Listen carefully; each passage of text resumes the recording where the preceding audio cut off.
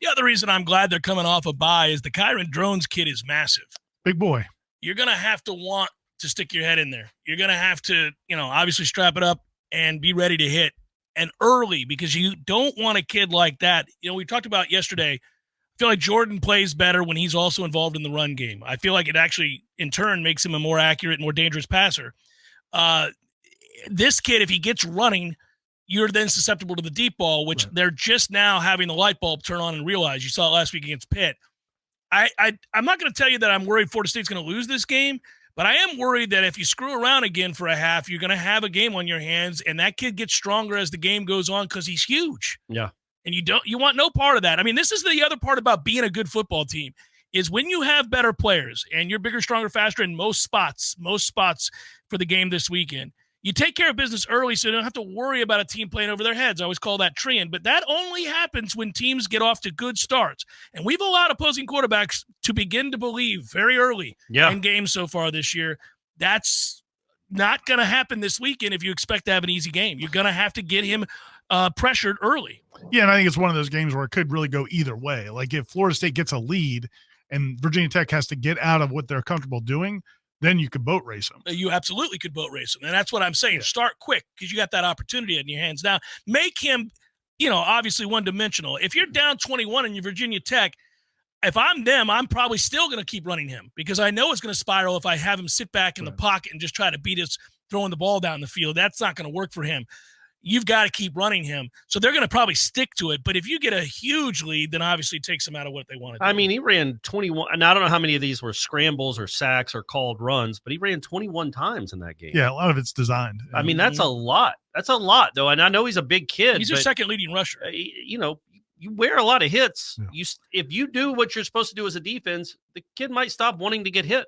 He's going to be like, I'm going to – that you've got to do that. Super important. Yeah, the Cassianos kid was different because he's so quick. He could avoid contact. He's like work done. Mm-hmm. You couldn't get a solid shot on him. This kid, you will get solid shots on him. Make him pay for show him you're not Pitt, man. That's where I think Tatum Bethune, DJ Lundy, I think even these backup linebackers, I think maybe the kid from Northwestern, maybe he plays. I just think that, you can be physical. It doesn't all have to be from the defensive line. I think it would help to get Akeem Dent back. I mean, he's not Derwin James, but he is a guy. He's a grown man. He's played 5-6 years of college football at the safety position. One thing we've learned is we're not going to overlook Virginia Tech in the sense that the three of us don't play the game, but at least in terms of talking about the game, I think this is the conundrum with Florida State. They're good enough to blow Virginia Tech out. We all know that none of us would be shocked if we watched on Saturday, Florida State's up 56-10 or something like that late in this game. Nobody would be stunned by that. This is a 2-3 Virginia Tech team that has some bad losses that looked awful on the road against a subpar Purdue team, et cetera. You can go through all their lost at Marshall. Yeah, no, they've been bad. Yeah. And the Pitt team they just beat has been bad. This really has been a bad. Can't Pitt protect team. Their quarterback. The defensive line's not as good as it normally is. They've got a lot of problems. So this should be an easy win for Florida State. But we also know that the dark side of Florida State so far this year is they've made some things look really difficult. And even with a roster that suggests they shouldn't. So let's see which team shows up now. I mean, we're starting to watch with a very critical eye because it is a wide open landscape. Yeah. So are you trending the right way as we get further and further into this season? You got a beauty pageant on the one hand, so you need to play well. And on the other hand, you're just capable. Go play well. Go be good. You should be good. We said coming into this year, it's a different set of expectations for the coaching staff as well as the players. Everybody got ratcheted up. And that's what happens when you transform a roster and your floor is raised. Now you're compared to a different standard. So that's true of Mike. That's true of Adam. It's true of Jordan Travis. It's true of all these guys. Good teams take care of business in a game like this. And here's a great opportunity after you healed up, you fixed your problems, you had a chance to look inward, you rested guys that needed rested, you may be getting guys back that needed to come back. Go blow Virginia Tech out this Saturday at Doak. This should be a fun crowd, should be a fun game. You ought to be able to get an opportunity to play a lot of guys if you take care of business. Yeah, I think the reality, though, is win the game. That's all that really matters. But what we're talking about, like, look, if they win 30-23, we'll be like, here we go. It's a problem, because we would have a big sample set then of a team that's underachieving despite their record. Correct. But it would also show that, okay, if and when they do find it, They can still. At some point, you are who you are. I mean, right. if you're 5 games into a 12-game season and you haven't shown that, you'd be pretty nervous. Sure, but teams do get better. And the point being, the beauty pageant doesn't matter right now. You just got to win games. You've got to. The problem I have if you play poorly against Virginia Tech isn't that you only win by a couple of scores, you win by 10 points. It's that you might lose the game.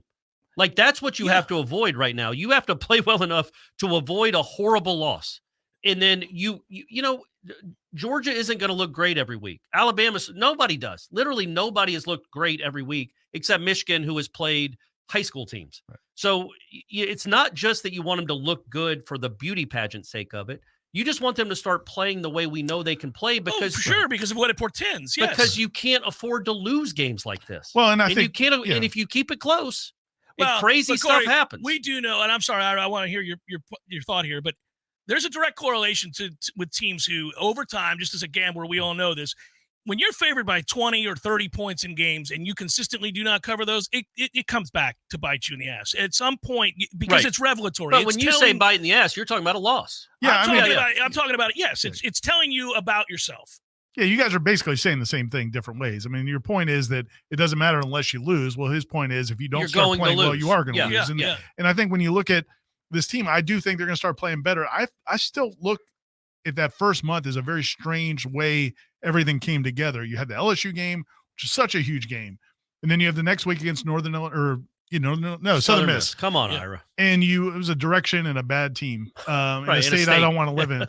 And so they hey, what's wrong with Illinois? I mean, I just don't the weather. There. Yeah. Okay. So, but they go out and they take care of business in that game. And then the BC game was just such a bizarre one-off game because you had the slow start, you roar back, you take control, and then you kind of let them back in it. But I don't think that defines what this team is. I think LSU and Clemson define. You blew out one of the top 5-10 teams in the country, what we believed at the time in the season opener, and you went to Clemson and won when they played as well as they can play. Clemson played a very good football game, and you beat them in their stadium, and I think that's what this team is. But if you start having more games like BC, then you'd be concerned. Well, now, I can look at BC as a one-off right now. Yeah. I wouldn't if it keeps happening. Yeah, if this weekend we walk out of Doak Campbell Stadium with the final 27-24 Noles, no, man, we're getting further and further removed from believing Florida State is a really good team. Yeah. This Virginia Tech team, I ought to blow this team out. Agreed. But I would go back to and now the talent is different, but the 14 team beat Boston College on a last-second field goal. But the point being, coming on the heels of an undefeated national championship but season. They never players had already proven themselves. But they never put it together. Correct, but for very different reasons. Sure, but I'm saying that they still did. They accomplished what they had to do, even if they never played their A-plus game, they went whatever that in the regular season. Correct. And so I think Florida State's talent level left with this schedule, even if they don't ever reach the A-plus zenith, they probably could still win out if they play B- to B+ games. I think we're thinking about, okay, we want to know what the ceiling is for this team because there is a championship to go win. And if you keep effing around with C- performances, then especially in my opinion on offense, you could lose these games. Think back to when they lost 3 straight last year. I remember coming on the air and saying, you know what? I think they're going to go undefeated the rest of the way. I said, I do. I know it doesn't feel like it right now, but I think that's more who they are. I'm frustrated. There's some things that went wrong. What were the keg stands about if you were confident? I thought that was a bet that, like, if they do it, I'm going to be doing a keg stand because I don't. No, I picked. You go back and listen to the tapes. I got you. After the third loss in a row, I came in and said I thought they'd go undefeated. I thought it was more like, hey, if they do this, we're doing a keg stand. No, I think people weighed in and said, hey, if they do, will you do a keg stand? And I said, sure. And I was looking forward to it. But the point is, I thought I had a feel for that team, which was that they were good, not great. Yeah. And they were good enough to beat what was left on that schedule. And they were. When you look at this schedule and what we think Florida State can be is a much better version of the team than they were a year ago, right? We think they can be much better than that team. All right, well, so now's the time. I mean, you've got Virginia Tech and Syracuse in back-to-back home games in October. Fans are, excited. You're coming off a bye week. You're healthier than you've been. If not now, when? I mean, you got to start beating the hell out of teams. Now, Duke, we'll see if Riley plays. And if he doesn't play, then you ought to kick the hell out of Duke too. But these are all Pitt's not good. We thought they might be decent at the beginning of the year. Now that game, you ought to go up there and win that game handily. I think Wake is whatever. You ought to go win that game. I mean, I'm tired of us always worrying about Wake. If we'd asked any of it's ridiculous. If we'd asked any of us in the middle of August, 8-1 going into Miami, I think you would all say, man, that's a good season. And absolutely. Yeah, things changed. But now it's like, man, if you're 8-1 now going into Miami, just one loss, you'd be like, what went wrong? Well, like, because it means you lost to either Virginia Tech, one Syracuse, of those teams, Duke, Wake, or Pitt. Yeah, exactly. That can't happen. Yeah, I mean, it can. Well, I'm saying that. I know what you're saying. Criticism. Yes, correct. Right. Correct. Yeah. So that would be very, very frustrating. And then look, you have North Alabama on this schedule, the Miami game and the Florida game, and we'll see if they're still playing down in Florida. Meaning, like, are they trying? Yeah. Because I mean, we'll see. I mean, that was a weird press conference. On Coach Speak, I want us to talk about this because that was a weird press conference from Billy Napier yesterday. We've heard press conferences like that. They're never good. They never tell you something good about a team. When you're like, I'm hearing things I like. And, when the one guy asks about last year's loss to Vanderbilt because they play Vanderbilt this week, he's like, this is 2023. Man, my man's starting to get a little testy. Yeah. And it's a little early to get testy.